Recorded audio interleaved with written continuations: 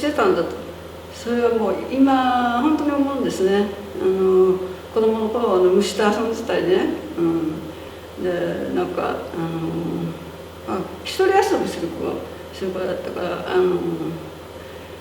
というのはこう山の方行って駆けずり回ったりとかものすっごいなんかで周り田んぼばっかりなんですよ。で南の方に小高い山があって、で北の方行くと川があるんですよ。田んぼがあって川があって、でそのものすっごい田んぼで、子供の頃、まず小さい頃はね、天の川が見えた。それでところが近く四日市でコンビニのところできて、それでガーッと光が夜空が明るくなって、それで天の川が見えなくなったんですよ、だから本当に真っ暗ね。祭り盆踊りとかが小学校であって、でこう帰ってくる時、もう本当月のねあれだけでこうとぼとぼと前の人の足を見ながら歩いていくっていうね、そういうこととかも非常にやっぱりそうなんだ、なんか強く根付いて生きているなって思うんですよね。夏休みにこう畳の上にドーンとひっくり返って昼寝してて、でその時にこうふっと自分のこう指がピクッと動くのに気づくとか、これでなんで動いたんだろう、勝手に動いたんだろうとか、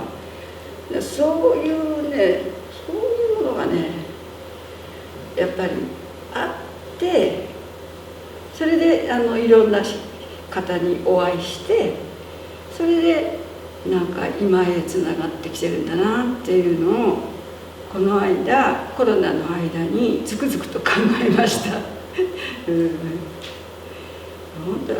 つながってるんだなって、まあだから具体的なきっかけっていうのはやっぱりまあ追っていくとモダンダンスから始まっているんですけれども、モダンダンスで名古屋で不良になって東京に出てきたっていうそういう経緯で、それで土方さんに会って笠井さんに会ってとかそういうところでいろいろ、それからまあ立花と会って結婚して独立するとか、そういうことを経て、永遠と、続けてまだなかなか終われないそういう感じですね。遠いずっとつながっている体の記憶とかそういうものとつながってきてもらって、で人間っていうのはこう肛門からですね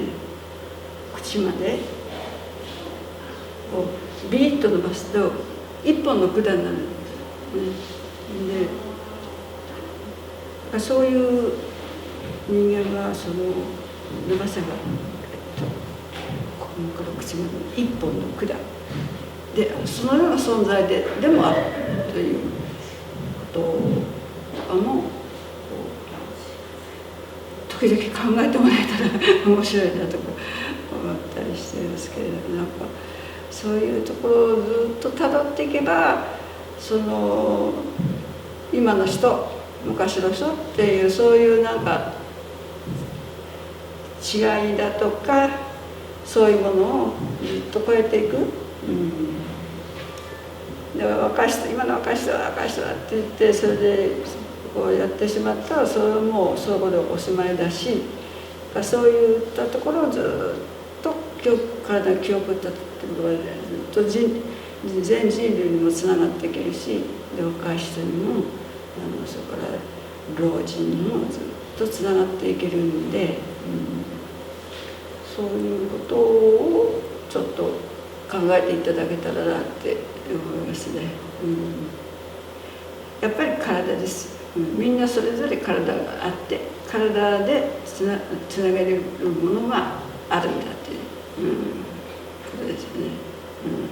頭で考えるといろいろなジャンルやカテゴリー、踊りでもジャンルでやれ舞踏会やれダンスかって難しいことがありますけど、で私ももう今自分の踊りが舞踏じゃないかもしれないなって思って、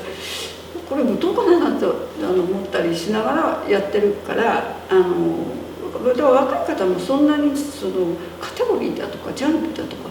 そうなの